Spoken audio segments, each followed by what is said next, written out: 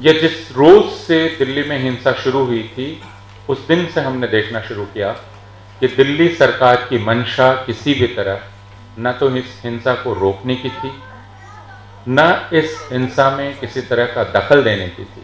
जब हम शिव विहार में घूम रहे थे, चमन पार्क में घूम रहे थे, दूसरी गलियों में घूम रहे थे, तो वहां लोगों ने हमें बतलाया कि मारते हुए वे यह भी कह रहे थे कि और आम आदमी पार्टी को वोट दो। लेकिन आज तक पुलिस ने इन सवालों का जवाब खोजने की कोशिश नहीं की है, बल्कि पुलिस ने यह कहा है कि यह पूरी हिंसा इसलिए हुई कि मुसलमान एंटी सीए और उन 21 मुसलमानों को पनाह देने की वजह से खुद उनकी गली वाले उनके दुश्मन हो गए।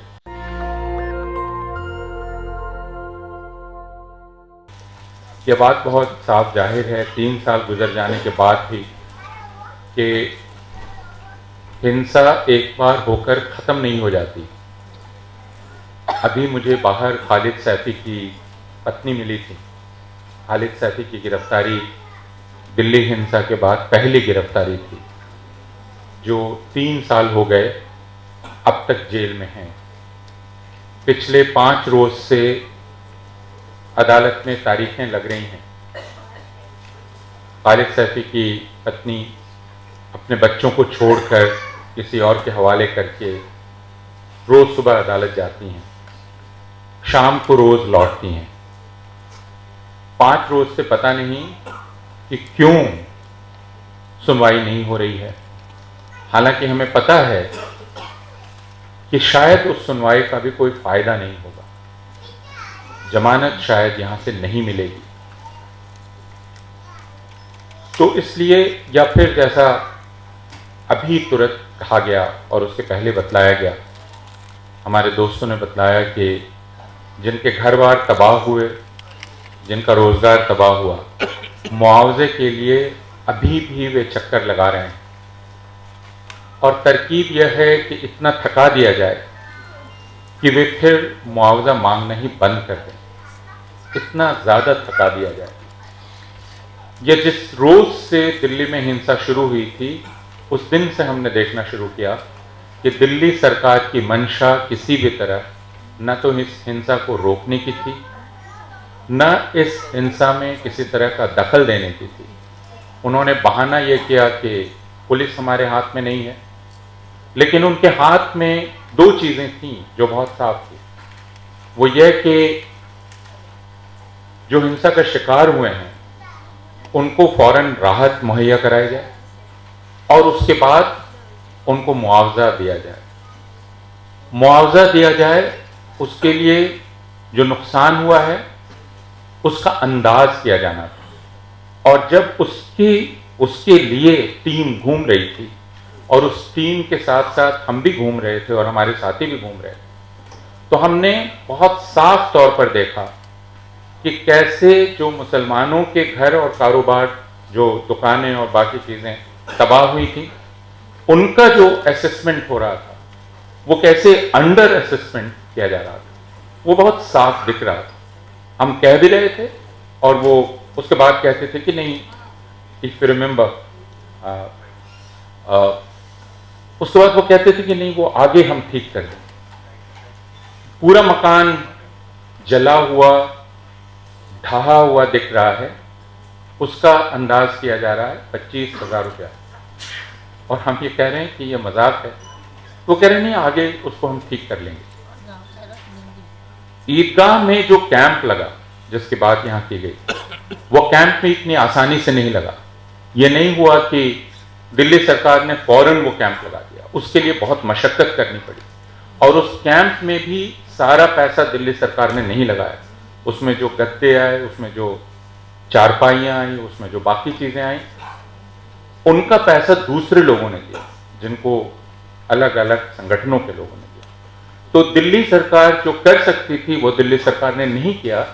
जब हम शिव विहार में घूम रहे थे, चमन पार्क में घूम रहे थे, दूसरी गलियों में घूम रहे थे, तो वहां लोगों ने हमें बतलाया कि मारते हुए वे यह भी कह रहे थे कि और आम आदमी पार्टी को वोट दो। ये भी कहा जा रहा था। कुछ सवाल थे जो बहुत साफ थे वो ये कि आखिर वे कौन लोग थे जो हेलमेट पहने हुए थे, जो बाहर से आए थे। जैसा उस वक्त हर किसी ने बताया, हिंदुओं ने भी कहा, मुसलमानों ने भी कहा, हेलमेट पहने हुए थे, लंबे तगड़े थे, बाहर से आए थे।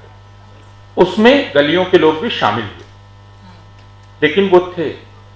कोई भी सरकार शायद पता करना चाहेगी कि कौन थे, लेकिन उसके बाद हमने देखा कि पुलिस को यह पता करने में कोई दिलचस्पी नहीं कि वे कौन थे जो बाहर से आए थे, जिन्होंने ये शुरू किया। कौन लोग लाए थे, कौन लोग थे। उस वक्त पहली बार मैंने यह लफ्ज सुना, ट्रॉला।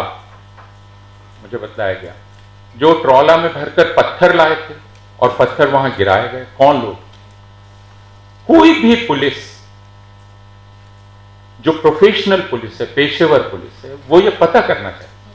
लेकिन आज तक पुलिस ने इन सवालों का जवाब खोजने की कोशिश नहीं की है, बल्कि पुलिस ने यह कहा है कि यह पूरी हिंसा इसलिए हुई कि मुसलमान एंटी सीए के खिलाफ एहतजाज कर रहे थे, प्रोटेस्ट पे बैठे हुए थे, और वहां से उन्होंने तशद्दुद शुरू की, जिस वजह से दूसरे लोग भी भड़क गए और उन्होंने फिर हिंसा शुरू की। लेकिन हिंसा की पूरी साजिश इन सीलमपुर, जाफराबाद और बाकी जगह पे जो लोग बैठे हुए थे उन्होंने की।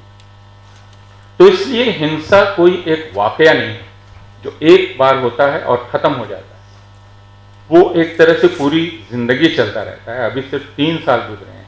3 साल में अस्पतालों का चक्कर लगाना, 3 साल में अदालतों का चक्कर लगाना, 3 साल में उन एजेंसियों का चक्कर लगाना जहां से मुआवजा मिलना है, उनका चक्कर लगाना, यानी सैकड़ों परिवारों की रीढ़ की हड्डी तोड़ देना और उसके साथ एक पूरे समुदाय को हताश कर देना और समाज में इतनी बड़ी खाई पैदा करना जिसमें जिस तरह की मदद आपने देखी। और हम भी जब वहाँ गए तो हमें एक हिंदू अब इस तरह परिचय देना पड़ता है, यह भी बहुत अफसोस की बात है, लेकिन एक भाई मिले जिन्होंने बतलाया कि उन्होंने तकरीबन 21 मुसलमानों को पनाह दी थी और उन 21 मुसलमानों को पनाह देने की वजह से खुद उनकी गली वाले उनके दुश्मन हो गए।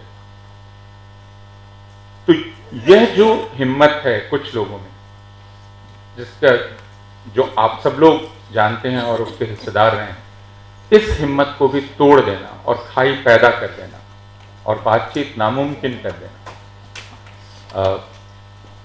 यह भी इस हिंसा का एक नतीजा था। आज हम सारे लोग इकट्ठा हुए हैं सिर्फ इसलिए नहीं कि हम इसको याद करेंगे, बल्कि इसलिए भी कि हम सब इसका एहसास करना चाहते हैं कि एक बड़ा समुदाय है जो समुदाय मिलकर इंसानियत की भी खोज कर रहा है, जो समुदाय मिलकर इंसाफ की भी खोज कर रहा है, उसके लिए जद्दोजहद भी कर रहा है और उसमें वो थका नहीं है, उसमें वो शामिल है। तो आज दिन भर की हमारी बातचीत इसलिए है कि हम ये मिलना जुलना आगे भी जारी रखेंगे, क्योंकि यह पूरी लड़ाई लंबी चलने वाली लड़ाई है और इसमें हमें हिम्मत नहीं हारनी है और एक दूसरे का साथ भी नहीं छोड़ना है। मैं सबसे पहले नजीब जंग साहब को आमंत्रित कर रहा हूँ। हमारे सत्र 20 मिनट का है, इसलिए जो वक्ता हैं उनसे अनुरोध है कि वो 5 से 6 मिनट। नेशनल दस्तक की आपसे गुजारिश है कि अगर इसको बचाना चाहते हैं तो नेशनल दस्तक को सब्सक्राइब करने के लिए रेड कलर के सब्सक्राइब बटन को दबाएं, फिर बेल आइकन की घंटी दबाएं। नेशनल दस्तक को बचाने के लिए बहुत जरूरी है कि हर खबर को शेयर करें, लाइक करें, कमेंट जरूर करें।